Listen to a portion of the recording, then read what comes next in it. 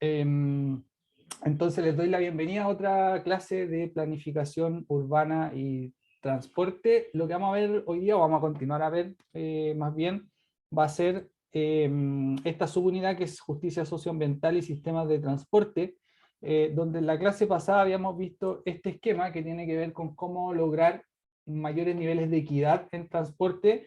Esto es súper importante en términos de equidad, que no es lo mismo que igualdad, ¿ya? Igualdad es tratar de imponer las mismas condiciones para todos, que sabemos que eso no funciona bien porque cada persona o cada grupo de la sociedad tiene diferentes necesidades, dependiendo de su contexto social, de su contexto individual, su contexto familiar, incluso otras cosas como el ingreso, también van mediando de alguna manera esos contextos. Por lo tanto, la equidad se trata de ofrecer el mismo nivel de oportunidades para todos, más allá de que algunas personas tomen esa oportunidad o no, ¿ya? Pero si esas oportunidades existen, deberían estar disponibles para todo el mundo. Entonces, de eso se trata este concepto de equidad. Y para lograr la equidad en transporte podíamos actuar en varios frentes. Uno era las trayectorias urbanas, que tiene que ver con el tipo de ciudad y el tipo de sistema de transporte que queremos, que eso es lo que usualmente uno conoce como planificación. Ya cuando hablamos de planificación urbana, como planificación de transporte en particular, estamos pensando más bien en cuál es la trayectoria que nos gustaría seguir a partir de este punto en el que estamos parados hoy día en un corte temporal actual. Después tenemos las prácticas urbanas, que de alguna manera la planificación se ha ido metiendo más, cada vez más en este elemento, pero sigue siendo un campo que está dominado mayormente por la disciplina de la sociología y quizá un poquito también por la psicología, pero otras disciplinas también, dado que el contexto da para tener trabajo interdisciplinario, también desde la ingeniería y desde la planificación urbana nos hemos ido metiendo hacia allá porque asumimos que es una cosa importante, y que son cómo modificamos las prácticas o los hábitos de las personas. Y ahí es donde uno puede intervenir en diferentes aspectos que tienen que ver más bien por el lado de la demanda y cómo piensan las personas y cuáles son esas prácticas o normas sociales que son relativamente aceptadas por la sociedad y otras que son mal vistas. Y eso también se puede cambiar. Usualmente es más difícil porque no son cosas que sean tangibles, y lo otro es que toman tiempo cambiar las prácticas urbanas, pasar como de un estado o de una práctica que esa, es normalmente aceptable o que ya la tenemos normalizada, pasar a un aspecto o a un estado donde ya no es normalizable y por lo tanto hay ahí un cambio y es mal visto. Y ocurre en muchas cosas. Por ejemplo, ocurre en el tema de los abusos, que ya hoy día es un tema instalado y lo ha logrado instalar el feminismo, por ejemplo. Y lo mismo, eso, claro que en otra escala, porque no es algo que se hable en el día a día o en un nivel tan extendido, pero por ejemplo ya hoy día sabemos lo que significa el transporte sustentable y sabemos lo que significa el transporte no sustentable. Por lo tanto, ahí hay ciertas prácticas que uno podría ir repitiendo en la discusión pública y tratar de instalarlas de alguna manera. Entonces ahí tenemos, por ejemplo, las prácticas del día a día, prácticas colectivas, prácticas en la planificación urbana de estamentos profesionales, por ejemplo, qué se puede hacer desde el colegio de ingenieros, ya que es como el colegio de nuestra práctica, que a mi entender sigue teniendo como una mentalidad bien antigua de pensar la ingeniería más bien como infraestructura. La ingeniería se sigue pensando como fierros, como grandes infraestructuras, eh, y no tanto para qué está el servicio de infraestructura. Entonces cualquier cosa que sea infraestructura es bien vista desde la mirada del Colegio de Ingenieros, que a mí me parece, yo creo que ya hemos superado esa etapa de que cualquier infraestructura es un aporte. Hay infraestructuras que no son aporte para la ciudad, por lo tanto hay como un pequeño cambio donde yo creo que el Colegio de Ingenieros está un poquito más atrasado. El Colegio de Arquitectos quizá va un poco más adelantado en ese sentido, porque obviamente la planificación urbana parte aquí en Chile por la arquitectura, entonces yo creo que van con un poquito más de adelanto en ese sentido de cómo hacer ciudad a partir de la infraestructura. Pero son cosas que se van cambiando en el tiempo. Justamente las prácticas de los estamentos profesionales se pueden ir modificando, dado también que los mismos profesionales se van renovando, y los que son más jóvenes, como nosotros o como ustedes, probablemente ya tengamos esta idea mucho más internalizada a partir de lo que son los estudios en la universidad, y por lo tanto eso después lo vamos a trasladar a la práctica profesional. También tenemos otras prácticas relativas al suelo, al espacio y al medio ambiente. Por ejemplo, antiguamente el medio ambiente no era una cosa que a uno le preocupara mayormente. Empezó a surgir el tema del cambio climático, que es un concepto ya que está instalado en la sociedad. empezó a surgir también el cuidado del medio ambiente a partir de ese concepto, y hoy día ya tenemos una institucionalidad que quizás, si bien no es tan robusta en términos de cuidado del medio ambiente, al menos existe. Antes no había una institucionalidad que permitiera que cada proyecto estuviera obligado, por ejemplo, a hacer una declaración de impacto ambiental o un estudio de impacto ambiental. Hoy día ya existe esa normativa, que, como digo, más allá de que sea débil aún y que haya cosas que no son vinculantes, por lo tanto quedan como a la opción del mandante, al menos uno puede trabajar sobre esa institucionalidad y irla mejorando en el tiempo. Y lo otro, tenemos ya factores estructurales que son los más difíciles de cambiar. Por ahí tenemos los factores relativos a las identidades sociales, que hoy día cada vez tenemos, dentro de la sociedad tenemos grupos identitarios mucho más fuertes, que usualmente son minorías, pero esas minorías dan origen a una cierta identidad. Factores relativos a los sistemas de producción, consumo y distribución, por ejemplo, el modelo económico, eso es algo súper difícil de cambiar, probablemente tome décadas y tome generaciones cambiarlo. Yo creo que parte de eso también lo recoge hoy día, por ejemplo, la Convención Constituyente, que estamos hoy día en discusión. Yo creo que va a haber un cambio en el modelo económico, de pasar, por ejemplo, a un modelo un poco más libertario en lo comercial. Yo creo que vamos a pasar más bien a un modelo de un estado de bienestar, donde el Estado se preocupe de sus ciudadanos y ciudadanas y por lo tanto se hagan políticas con ese enfoque. Pero eso parte de la discusión constitucional que está recién partiendo. Hay algunos frentes donde uno ya puede decir que van a haber avances, por ejemplo, en el tema del agua como derecho humano, el tema del agua como consumo para el derecho, o sea, como consumo para lo humano. Yo creo que eso va a estar instalado de alguna manera en la Convención Constitucional. No sé, tengo mis dudas de, por ejemplo, si vamos a lograr instalar el concepto del derecho a la ciudad, que es algo que hemos hablado acá en este curso. Yo creo que todavía es como un concepto que no es tan fácil de agarrar y por lo tanto no creo que lo logremos instalar así como en la Constitución. Hoy día la Constitución actual lo que asegura es el derecho al libre tránsito, que usualmente he entendido como el derecho a manejar un auto en cualquier calle, pero eso sabemos que la movilidad y el tránsito va más allá de manejar un auto. Entonces, yo creo que todavía estamos ahí como recién instalando ese concepto y tengo mis dudas de que lo logremos instalar, al menos en esta convención constitucional. Probablemente vamos a tener que seguir ahí hinchando por ese concepto y tratar de instalarlo en alguna ley o en alguna política, pero es difícil, por ejemplo, que se vaya a instalar como la Constitución. El derecho a la vivienda, en cambio, yo creo que sí se va a lograr instalar, porque también es una necesidad que hoy día se reconoce, está dentro de la discusión pública, sabemos el problema que existe de vivienda, hoy día hay más de 600.000 personas sin un techo, viviendo en campamento, por lo tanto es una realidad, y por lo tanto yo creo que el derecho a la vivienda de alguna manera sí va a estar instalado, pero de nuevo, a nosotros que trabajamos en temas de ciudad nos gustaría que todo ese paraguas de cosas que están pasando dentro de la ciudad estuviera dentro de este concepto del derecho a la ciudad. Algunas estrategias para cambiar práctica urbana y también factores estructurales, sirve para las dos. Primero, la participación de usuarios del transporte. Acá es súper valioso que las trayectorias urbanas y también los sistemas de transporte, que estamos hablando como específicamente de eso, sea una covisión entre los planificadores y la ciudadanía. Para contarles solo una anécdota que nos pasó justo ayer en la municipalidad. Antiguamente la gestión anterior tenía como un esquema de proyectos, o sea, de partida la gestión anterior no tenía como un lineamiento claro de proyectos específicos para sacar en la comuna.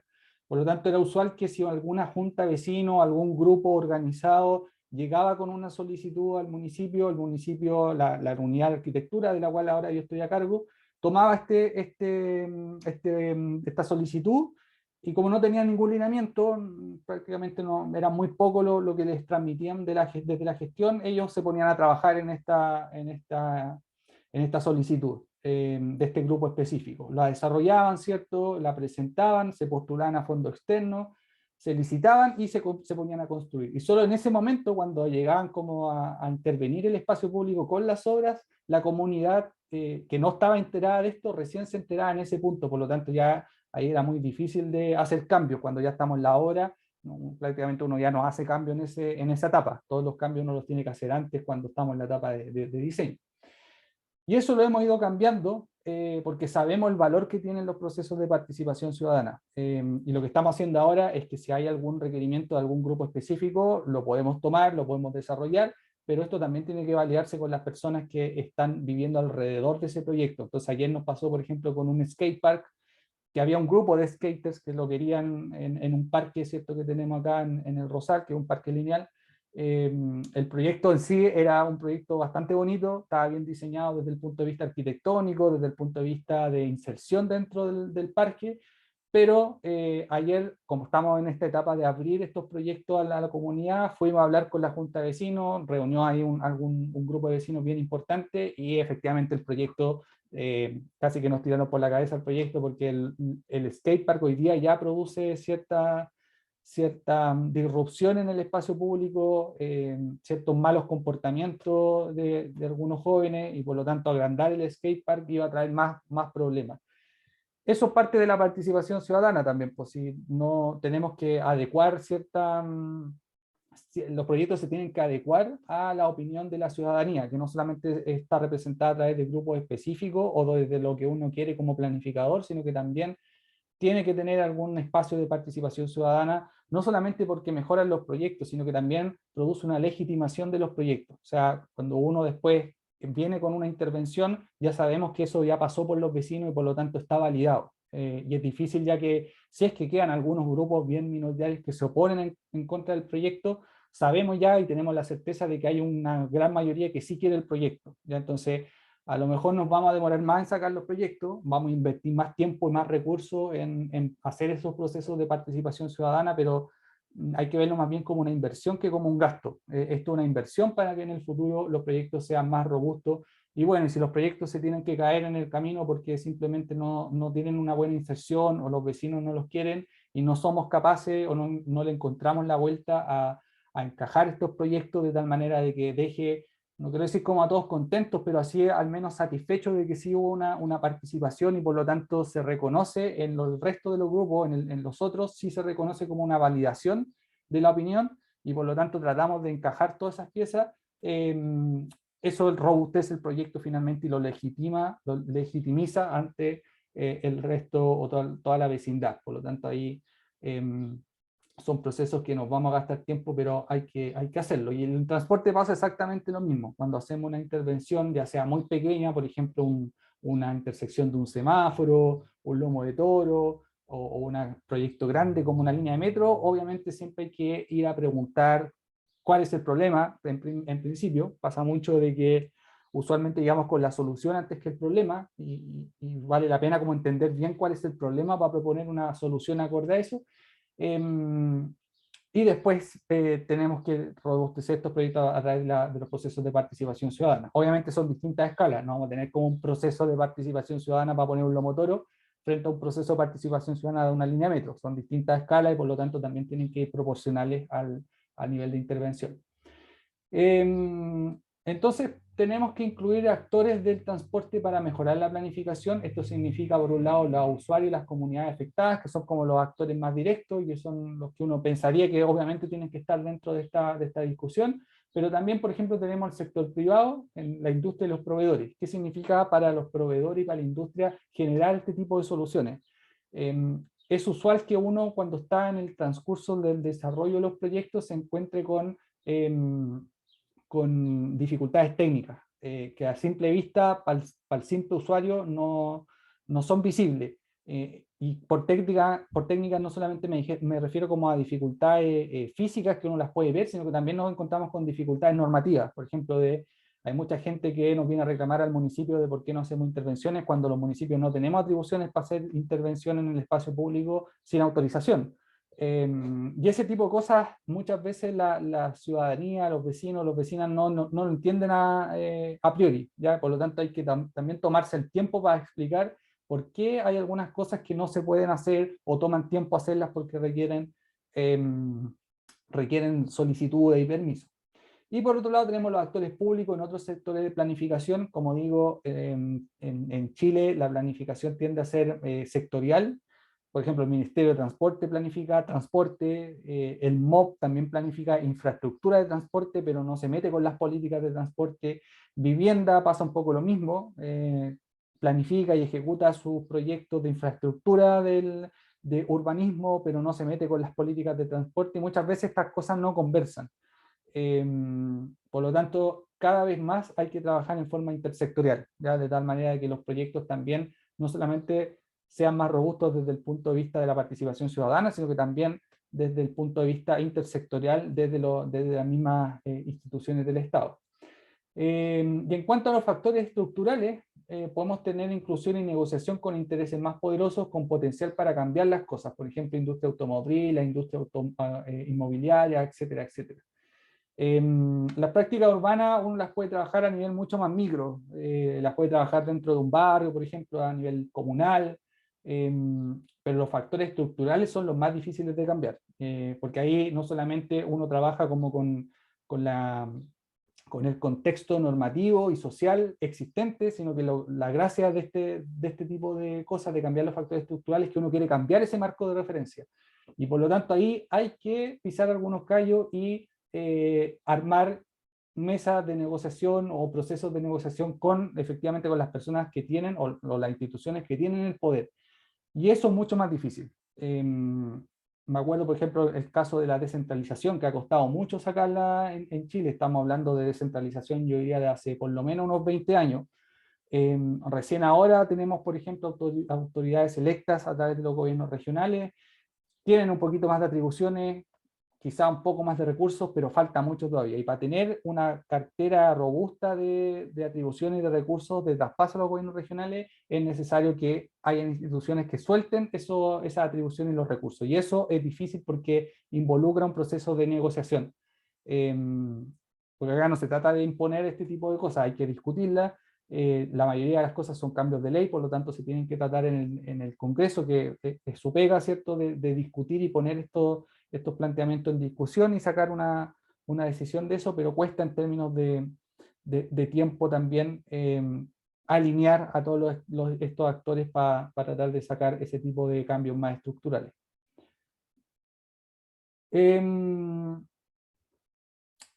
Otras estrategias que uno puede ocupar, que son como un ejemplo nomás, los menciono porque sí pueden ser pueden servir como de referencia de qué tipo de cosas estamos hablando cuando uno quisiera cambiar práctica urbana a factores estructurales. Por ejemplo, uno podría tener una política de fijación de precios que no se trata de intervenir en el mercado en ningún caso, sino que solamente se trata de definir cierto marco normativo en donde se tienen que mover esos precios, ¿ya? Por ejemplo, el tema de la gasolina, uno puede tener una política de impuesto a la gasolina, que hoy día en Chile la tenemos. Y ahí podemos discutir si alto es bajo, pero efectivamente la literatura y la evidencia muestra que tener un impuesto sobre la gasolina tiene un efecto también sobre el uso de los combustibles fósiles. A mayor impuesto, mayor el precio, por lo tanto baja el consumo, como un bien que tiene elasticidad, debería bajar el consumo si es que subimos el precio. Por lo tanto, ahí tener un impuesto a la gasolina, lo que nos dice la evidencia es que es efectivo para poder bajar los niveles de uso de combustibles fósiles. Una política de estacionamientos que también en algún minuto se intentó normar, no se logró. Lo que pudimos avanzar fue más bien en cosas muy pequeñas, por ejemplo, en fraccionar el tiempo de la fijación, o sea, de los precios de estacionamiento, que no se cobrara por hora, sino que por minuto, que son cambios bien chicos, la verdad, y que tienen más bien una óptica desde la mirada del consumidor, pero no desde el punto de vista de la ciudad. Lo que nosotros queríamos como como planificadores, y que lo logramos de cierta manera, era no tener estacionamiento gratuito en algunas partes, ¿ya? O que la exigencia no fuera que los estacionamientos fueran gratuitos, más bien, porque sí había un movimiento de que los estacionamientos era casi un derecho del consumidor, un derecho adquirido, y por ejemplo todos los centros comerciales tenían que tener gratuidad en los estacionamientos, cosa que desde el punto de vista de la planificación urbana nos parecía nefasto, porque sabemos que los estacionamientos son como la miel para los autos. O sea, donde uno pone estacionamiento van a llegar los autos, eso es inevitable. Por lo tanto, tener estacionamiento gratis siempre, bajo cualquier contexto, no nos parecía. Y creo que logramos de alguna manera instalar ese tema, pero nos costó hartas batallas y nos costó también harto trabajo y harta oposición también.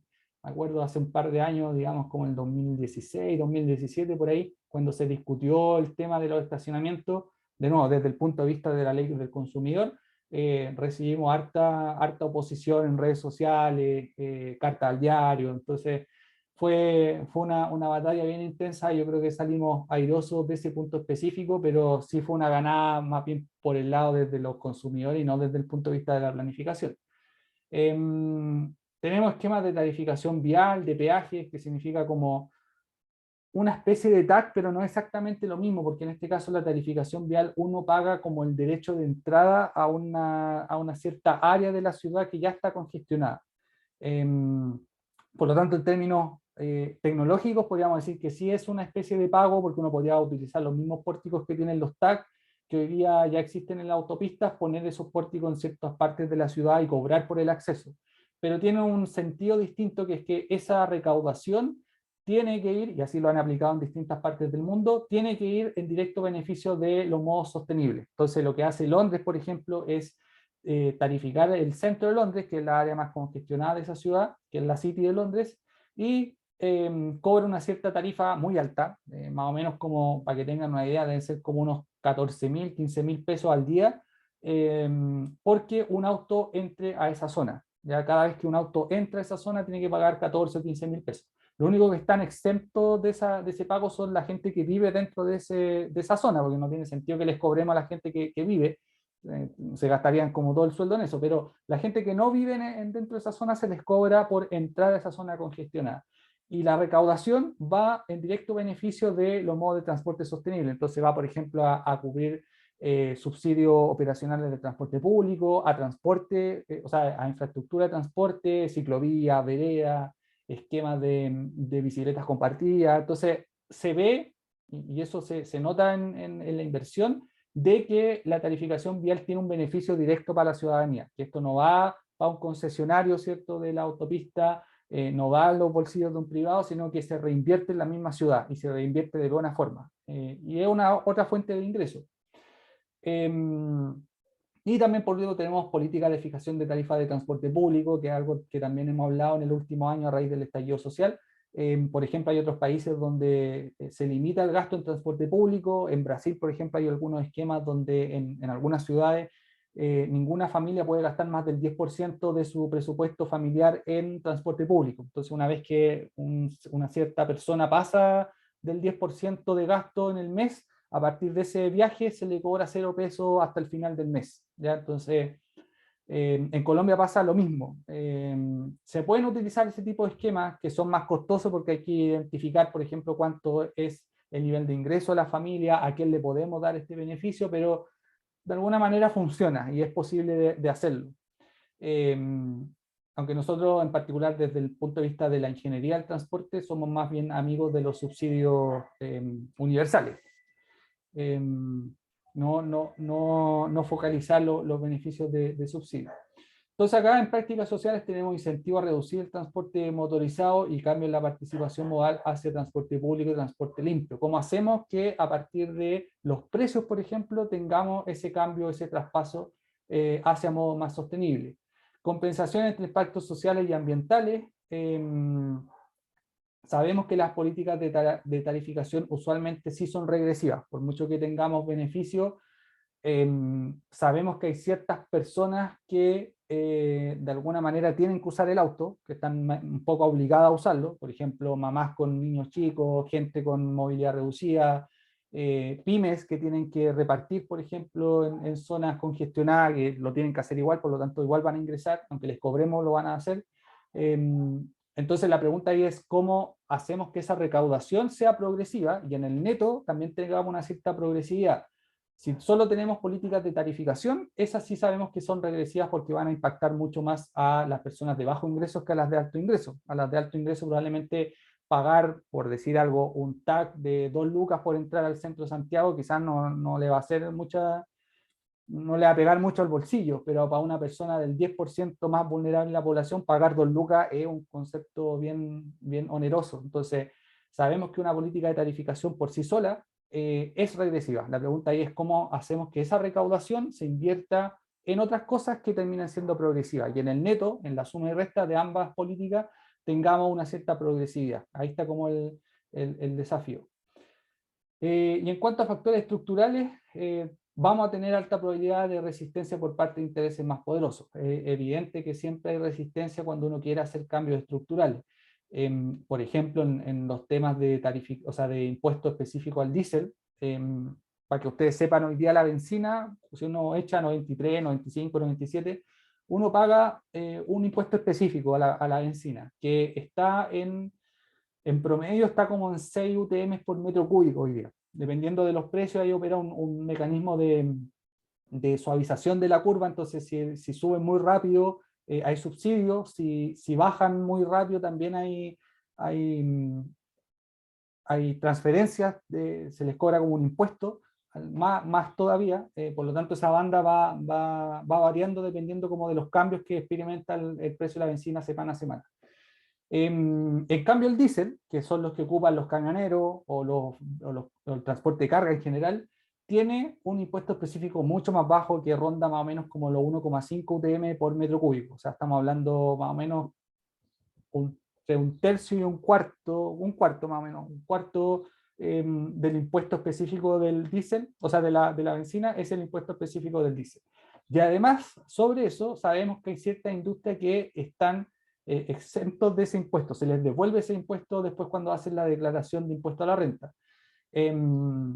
Por lo tanto, ahí hay un beneficio que muchas veces uno no se lo explica tan bien, no tiene una explicación tan lógica. A lo mejor en algún minuto sí se justificaba, pero ya no. Entonces, ese tipo de privilegio va a ser muy difícil sacarlo, porque vamos a tener oposición de intereses poderosos, por ejemplo, el gremio del transporte de carga. Sabemos lo que involucra, por ejemplo, que se pare la cadena logística si es que bloquea las carreteras. Entonces, ese tipo de cosas hay que tratarlas con cuidado, y muchas veces no vamos a ser capaces de avanzar hacia otros esquemas porque estamos un poquito cooptados por esa amenaza, ¿cierto?, de los intereses más poderosos. Aunque sabemos que detrás de eso hay una política o de un privilegio que no tiene mucho sentido, y por lo tanto deberíamos eliminar ese privilegio y además ir un poquito más allá todavía y tener políticas de sustentabilidad, por ejemplo, aplicando impuestos más altos al diésel y llegar a los niveles OCDE, que hoy día estamos bastante lejos de eso.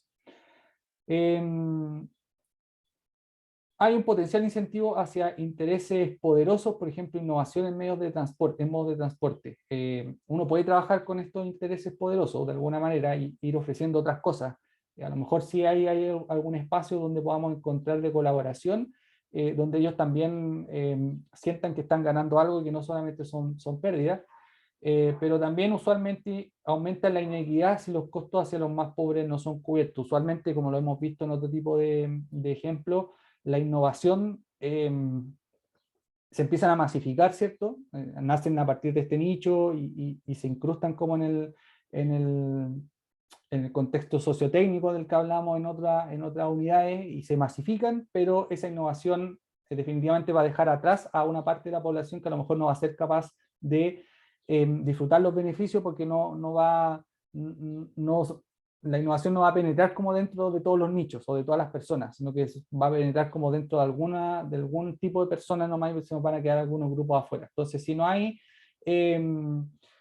estos mecanismos de tal manera de que no aumente la inequidad, podemos tener ahí un problema. Y uno de esos mecanismos podemos decir que son los subsidios cruzados, donde las personas que sí se benefician de un cierto servicio o de una cierta innovación puedan subsidiar también a quienes no estén pudiendo acceder por un tema de barrera financiera. Otro tipo de ejemplos más concretos también, regulación del uso de vehículos. Acá en términos de prácticas sociales tenemos el foco en regulación de la seguridad vial y de la polución de vehículos. Podemos tener políticas, por ejemplo, de la visión cero, que es una política a nivel mundial que tiene la Organización Mundial de la Salud, de la ONU, cuya meta en el largo plazo es llegar a 0 fallecidos en el contexto urbano por accidentes o siniestros de tránsito. Y una meta más concreta que tiene números, ¿cierto?, es llegar o reducir en un 50% los fallecidos al año 2030. Por lo tanto, ahí tenemos una meta concreta y la pregunta es cómo hacemos para llegar a eso. La gran respuesta a eso es que la clave está en la velocidad. Si logramos reducir la velocidad, podemos reducir los fallecimientos por siniestros de tránsito. Y también podemos reducir el número de siniestros, eso también es como más o menos directo, pero lo importante acá es reducir el número de fallecidos. Polución de vehículos, también hay varias políticas o varias propuestas que uno pudiera implementar. Hay algunas mejores que otras, por ejemplo, regulaciones para la polución, tener motores más limpios y que sea una normativa. Eso en Chile lo tenemos. Cada vez tenemos vehículos más limpios porque tenemos una normativa que es bastante exigente al momento de que los vehículos entren al mercado. Entonces se exige como ciertos motores con alguna norma, Euro 5, Euro 6, se exige que el material particulado sea casi tendente a cero. Tenemos un esquema de revisiones técnicas que es bastante potente y que en otros países no existe, donde obligamos a los autos a ir casi todos los años, ¿cierto?, a hacer revisiones técnicas y ahí se les revisan las emisiones, por ejemplo, por lo tanto eso va ayudando a que tengamos menores poluciones o menor nivel de polución en las ciudades. Compensación entre impactos sociales y ambientales, políticas de tarificación, usualmente son regresivas perjudicando a los más pobres, eso es algo que hablamos en la lámina anterior. Tenemos, por ejemplo, que los autos en hogares más pobres tienden a ser autos más antiguos y también en peores condiciones. Eso es como un dato de la causa, ¿cierto? Porque es evidente que las personas más pobres acceden a un mercado automotriz que es más viejo porque los autos tienden a ser más baratos. Entonces sabemos que los autos de último modelo, de alta gama, van a estar como en una parte de la población, pero en otra parte más vulnerable, si es que necesitan acceder a un auto, van a acceder a un auto más antiguo, probablemente un auto usado, con una norma que se aprobó hace 20 años atrás y por lo tanto contamina mucho, y que además está en peores condiciones porque ya lleva mucho tiempo andando. Los proveedores de transporte informal tienden a usar autos más contaminantes y más inseguros. Eso también ocurre, al menos en las grandes ciudades podemos tener o encontrar transporte informal, por ejemplo, colectivos piratas, o taxis que de repente también hacen transporte pirata. Y hoy día también los sistemas por aplicación, que están totalmente desregulados, funcionan en la irregularidad en este caso. Tampoco hay como un control sobre el tipo de auto. Uno en un Uber se puede encontrar de todo tipo, es más o menos como a la suerte de la olla, pero ese tipo de cosas que no están reguladas tienden a ser copadas por estos autos más contaminantes y más inseguros. En el caso de los factores estructurales, y en el caso de la regulación de los vehículos específicos, es probable que los intereses poderosos regulen su comportamiento, pero no cambien fundamentalmente sus intereses. O sea, lo más probable es que, por ejemplo, los fabricantes de vehículos estén dispuestos como a implementar mayores estándares de baja o de nula emisión y también a investigar en ese tipo de cosas. Por ejemplo, hoy día tenemos muchas marcas que investigan en términos de vehículo eléctrico, de qué significa tener baterías más eficientes, o incluso ya están experimentando con el hidrógeno verde, qué significa traer el hidrógeno verde al automóvil. Pero lo más probable es que no cambien fundamentalmente sus intereses, que es seguir vendiendo autos. A uno le gustaría que estas industrias fueran reduciendo su nivel de producción de tal manera de que tengamos ciudades más amables, pero sabemos que los intereses poderosos de los fabricantes de vehículos están dentro de la fabricación de vehículos y no están en dejar de producir. Por lo tanto, es probable que ocurra que regulen su comportamiento a través de buenas prácticas o de regulación derechamente, pero no vayan a cambiar su interés. También tenemos más estrategias para la gestión del tráfico, por ejemplo, sistemas de Park and Ride, que son estos sistemas que tenemos grandes estacionamientos en las zonas periféricas.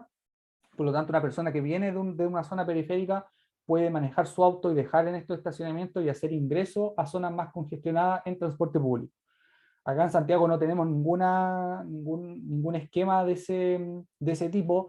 Hay esquemas informales, si es que uno ve, por ejemplo, lo que pasa en algunas estaciones periféricas del metro, uno ve que hay ciertas personas que se acercan al metro y dejan su auto estacionado en la cercanía, y después toman el metro y van, por ejemplo, al centro. Eso ocurre mucho, por ejemplo, en el Plaza Vespucio, donde hay gente que paga estacionamientos mensuales por tener un estacionamiento ahí en las cercanías del Plaza de Vespucio, o de Bellavista de la Florida más bien, y hace ingreso al centro en el metro, ¿ya? Pero eso no es un sistema que esté implementado, sino que es algo totalmente informal, donde la gente busca estas opciones y las utiliza, pero no es algo que sea planificado deliberadamente desde algún nivel o alguna institución del Estado. Tenemos control de flujo, diseño vial, control de la velocidad, son cosas más bien de gestión operacionales que eso existen. Por ejemplo, desde el punto de vista de las prácticas sociales, tenemos que incentivar la fiscalización hacia los modos motorizados, mejorando habitabilidad en zona urbana, que esto está cada vez más escaso. Para cambiar, por ejemplo, la práctica de andar a alta velocidad, ahí es clave la fiscalización, pero para tener fiscalización hoy día necesitamos el recurso humano, necesitamos un carabinero con una pistola, necesitamos a un fiscalizador del Ministerio de Transporte con una pistola, y usualmente también necesitamos un carabinero para que haga ejercer esta labor de fiscalización, porque si uno ve, por ejemplo, a esta persona con un chaleco amarillo y lo hace parar el auto, de seguro la mitad de los autos no están ni ahí con parar y simplemente sigue su recorrido. Mientras que un carabinero ya por lo menos sabemos que en algo mejora ese tipo de cosas, quizás no al 100%, que sabemos que ya carabinero también está bastante deslegitimizado, pero al menos va a aumentar esa tasa de respuesta por parte de los conductores. Lo que se está haciendo ahora es tratar de automatizar esto, que ya no tengamos un carabinero con una pistola, sino que tengamos una cámara con un fotorradar que sea capaz de tomar una foto como medio de prueba y multar a las personas que anden a exceso de velocidad. Esa ley todavía está en discusión en el Congreso. Compensación entre impactos sociales y ambientales. Ahí tenemos también políticas de tarificación, usualmente son regresivas, perjudicando a los más pobres. En ese caso se va repitiendo, por ejemplo, si tenemos control de flujo. Cómo controlamos el flujo, cómo discriminamos qué tipo de vehículos entran y cuáles no. Y si cobramos y hacemos tarificación vial, también ocurre este tipo de regresividad. Y en cambio los factores estructurales también ocurre lo mismo. Es probable que los intereses poderosos cambien su comportamiento, pero no cambien fundamentalmente sus intereses, reduciendo marginalmente las desigualdades, y también ocurre exactamente lo mismo que en el caso anterior. En cuanto a la promoción del transporte público, podemos incentivar el cambio de usuarios desde automóviles al transporte público. Usualmente esto lo podemos hacer en viajes que son más regulares, por ejemplo, viajes que tengan como propósito trabajo. No es sencillo, pero es más fácil que una persona cambie su comportamiento regular que el comportamiento irregular. O sea, lo más probable es que si alguien va todos los días al trabajo, todos los días a la universidad, y le mostramos los beneficios que tiene el transporte público y lo prueba una vez y le gusta, es probable que ese comportamiento lo podamos cambiar y que la persona vaya a su trabajo o a su lugar de estudio en transporte público. Pero si un día cualquiera le surge alguna necesidad de hacer un viaje no frecuente, lo más probable es que si tiene acceso a un auto, se va a ir en automóvil, se va a subir arriba del auto y va a ir a su lugar de destino porque es lo más fácil. No va a estar pensando si me voy en metro, me voy en bus, qué línea tomo, tengo la vid cargada, en cuánto tiempo va a pasar. Ese tipo de cosas en viajes regulares cuesta que pase, salvo que uno tenga como la mentalidad súper desarrollada de que el automóvil no es eficiente y vamos a tener que pagar, por ejemplo, estacionamiento, tal, echarle benzina al auto, que son cosas que uno las da muchas veces como por sentada, pero efectivamente son costos que uno va a tener que asumir. Es muy difícil que al final las personas en viajes irregulares hagan ese cambio. Es más fácil hacerlo en viajes regulares que en viajes irregulares. Obviamente el traspaso modal reduce la congestión, los impactos medioambientales y también las inequidades. Los costos y rutas del transporte público también son críticos. Tenemos aspectos de asequibilidad que tienen que ver con la tarifa del transporte público. ¿Cómo hacemos que la tarifa sea asequible? O sea, accesible para todas las personas. Y por otro lado también tenemos seguridad en el espacio público. ¿Cómo hacemos que las personas se sientan seguras dentro de un bus o esperando un bus sin temor a sufrir un asalto, sin temor a sentirse acosado o acosada? Ese tipo de cosas son como más difíciles de implementar, ya como exceden un poquito lo que tiene que ver con transporte, pero obviamente está ligado a lo que tiene que ver con la movilidad. El diseño es crítico para los usuarios en base a dimensiones de género y habilidades físicas y mentales. Yo creo que estos son como los tres ámbitos donde uno debería preocuparse, quizás si agregamos edad también, porque sabemos que es muy distinto que cómo se mueve un auto mayor, cómo se mueve un niño. Entonces, quizás si ponemos la dimensión también de edad, también está cruzado con el tema de los diseños, cómo hacemos diseño inclusivo. Y la regulación del transporte público es fundamental para exigir estándares a proveedores. Uno hoy día ya tiene como cierto nivel de formalidad dentro del transporte público, al menos en el caso de Santiago, en regiones no tanto, donde estos operadores firman un contrato de prestación de servicios con el Estado y por lo tanto uno puede definir ciertos estándares o ciertas métricas mínimas de tal manera que el transporte público cumpla esos estándares mínimos y tengamos un buen servicio.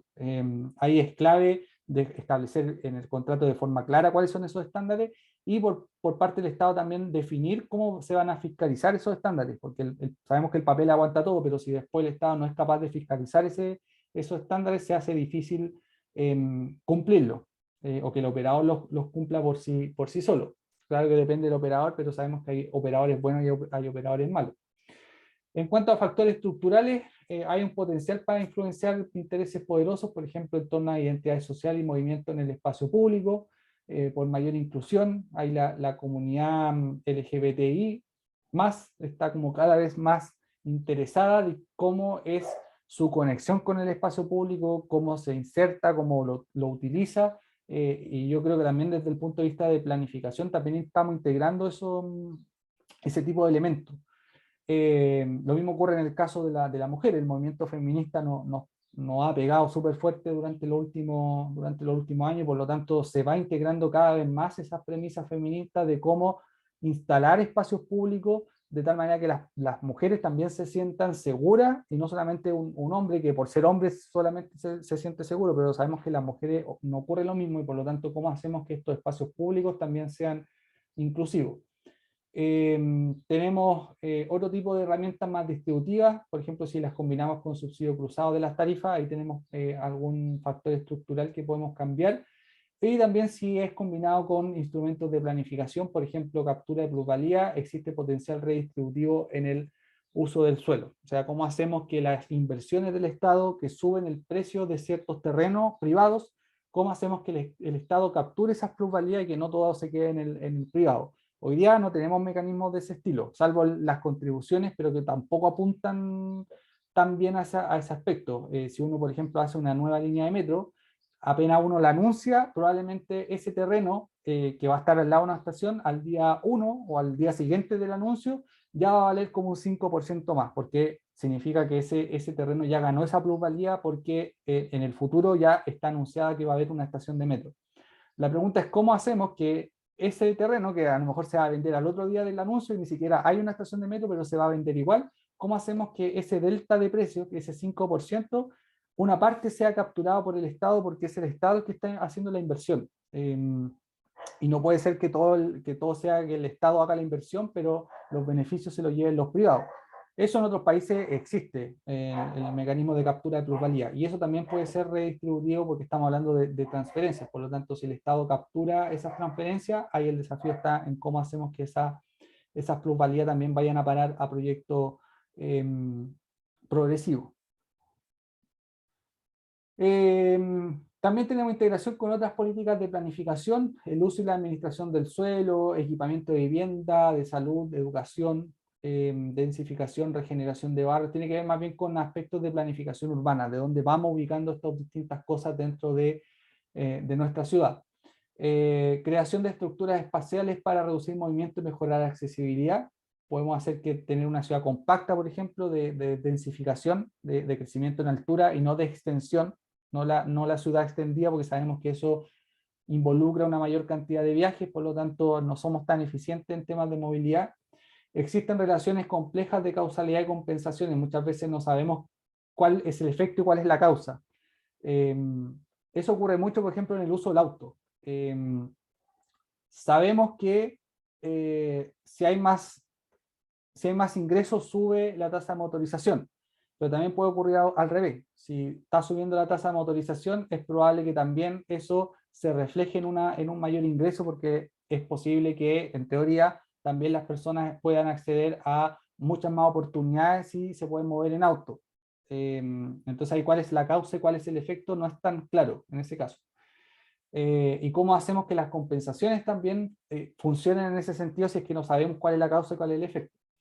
Y por otro lado también tenemos el potencial de inclusión de intereses poderosos para esfuerzos redistributivos, por ejemplo, cómo hacemos que los desarrollos inmobiliarios, que son un interés poderoso, reflejado en la Cámara Chilena de la Construcción, que ahí es donde se agrupan los desarrolladores inmobiliarios, cómo hacemos que ellos estén al servicio de las ciudades y no al revés. Ese desafío es súper grande porque sabemos que un fin último de cualquier empresa es obtener utilidades.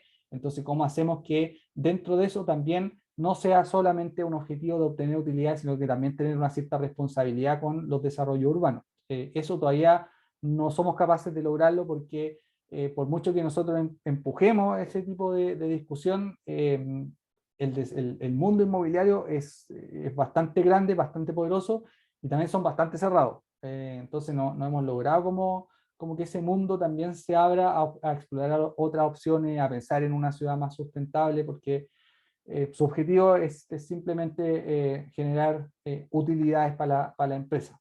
Y ahí es donde aparecen estos edificios de tipo megatorre o los mal llamados guetos verticales, ¿cierto? Donde interesa solamente la rentabilidad de ese espacio a través de poner más unidades de departamento, pero no de la habitabilidad, de cómo van a vivir esas personas, dónde se van a desarrollar, qué servicios tienen, cómo acceden a esos servicios, etc.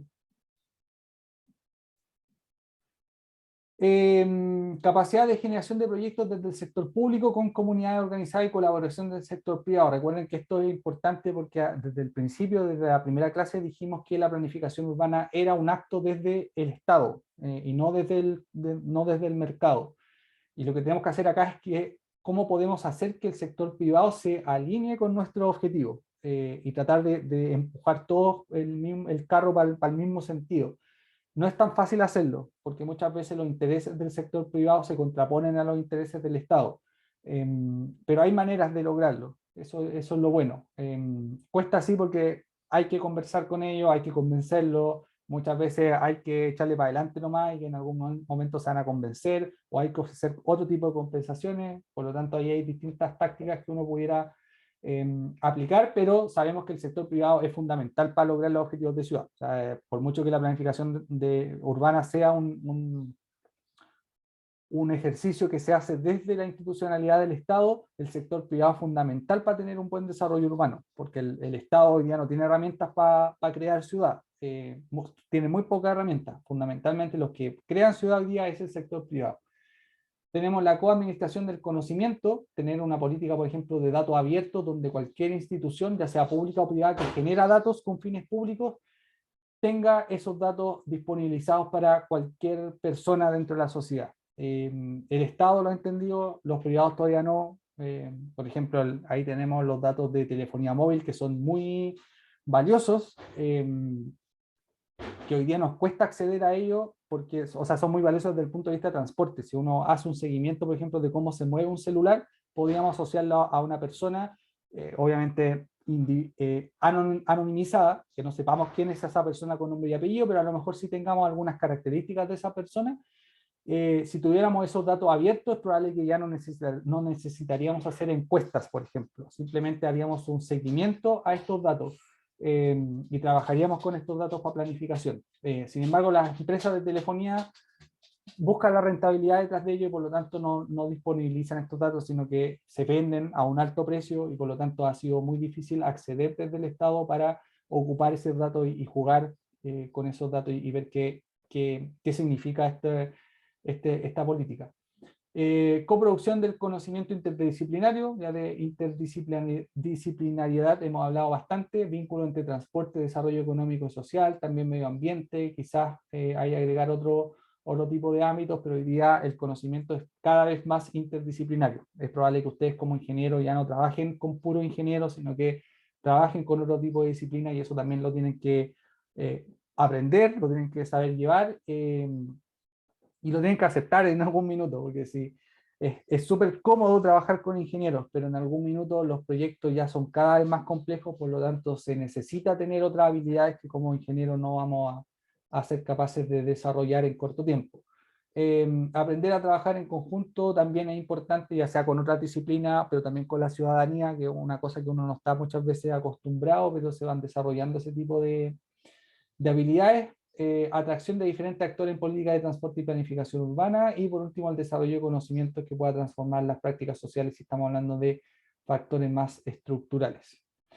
Una reflexión final, ya para cerrar esta presentación. El único recurso escaso es la imaginación requerida para que las cosas pasen, que es como una reflexión final que tiene que ver con efectivamente la imaginación tiende a ser escasa porque nos quedamos mucho en los aspectos que son más trascientes en el tiempo, que son más, que están normalizados. Y por lo tanto tener imaginación para poder cambiar las cosas y para poder hacer que los cambios ocurran, es un esfuerzo intelectual no menor. Y por lo tanto se desarrolla, no es que uno nazca con cierta imaginación, sino que ese tipo de cosas se va desarrollando, pero requiere también que se alineen ciertos astros y tener alguna ayuda, ¿cierto? Alguna colaboración entre distintas personas, colectivos, instituciones, etcétera. Así que efectivamente la imaginación es un recurso escaso. Se encuentran ahí a personas que tengan imaginación o que tengan creatividad,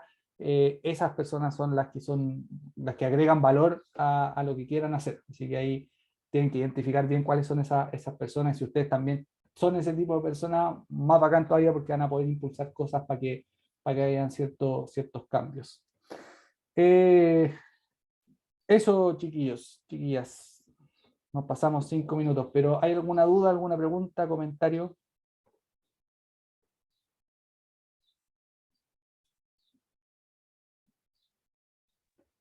Nada por aquí. Por acá nada tampoco, mencionar nomás que va a ser, al final queda en nuestras manos no va a hacer algún cambio, para, o sea, y llevar adelante el cambio que se está dando también.